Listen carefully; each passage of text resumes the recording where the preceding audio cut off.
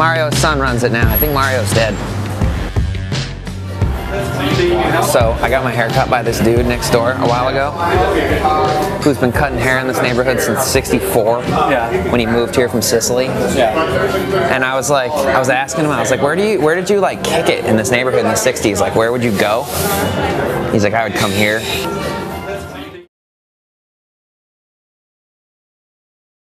Like, the studio is a great upgrade, and I probably would have taken this place if it had been in the middle of nowhere somewhere. But just the fact that it's like right here and where it is, and I don't know, something about this neighborhood for me that's just like heavy as hell. Even though there's shitloads of tourists and shitloads of yuppies and shitloads of weird old hippies and stuff, there's still like, I don't know. It's like the heart of San Francisco, you know? It's like right dead in the center. You feel like you're living in the middle of a postcard, kind of.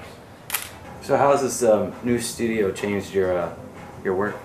A lot more room than I've ever had. This studio is the size of my old place. Like, the shack was like about this big, and my bed was in the corner, and my kitchen was in the other corner.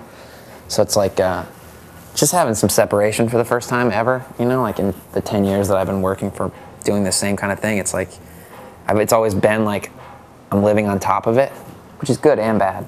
But at the end of the day, like, if you can't walk out of the room and like shut the door on it and not think about it, pretty much, you're like, if you're living in the middle of it, you're never walking away from it, you know, other than when you leave the house.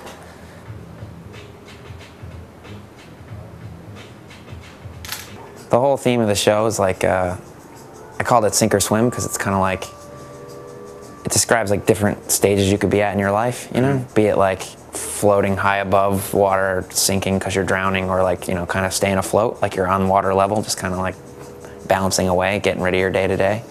And so there's like a row of water that's going to go all around the gallery about waist high, with like a bunch of shit swimming in the water that's like obviously like not doing well, like below water level.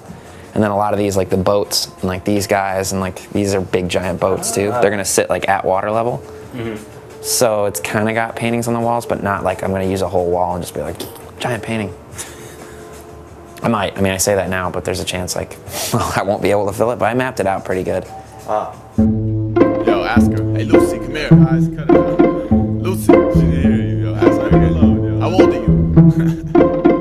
Let her alone, me. Lucy, come here. Lucy, she ain't listening to you. Yo, ask her again. Hey, Lucy, how old are you? Lucy.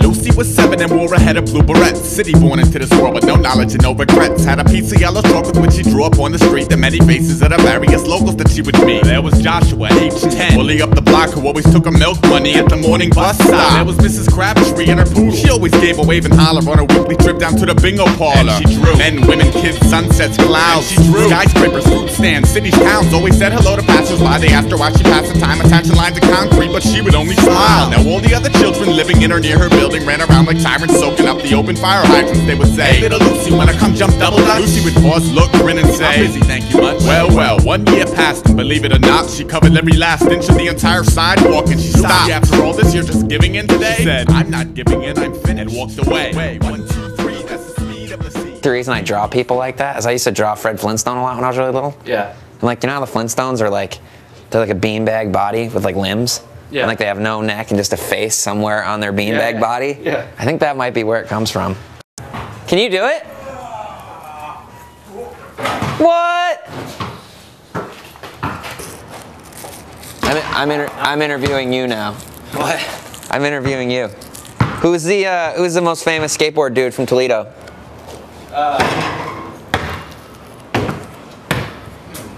Maybe Brian May.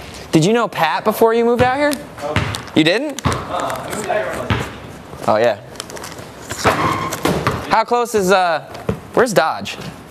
Columbus. Dayton. Columbus. I saw that guy there. Oh yeah. That was sick. Nice lookout. It just fucking missed my head. You gotta stop before something gets Here. I rolled you a smoke. Another masterpiece. 1, 2, 3, that's the speed of the sea. ABC, that's the speed of the need. You could dream a little dreamer, you could live a little dream. I'd rather live it. Dreamers always chase but never get it.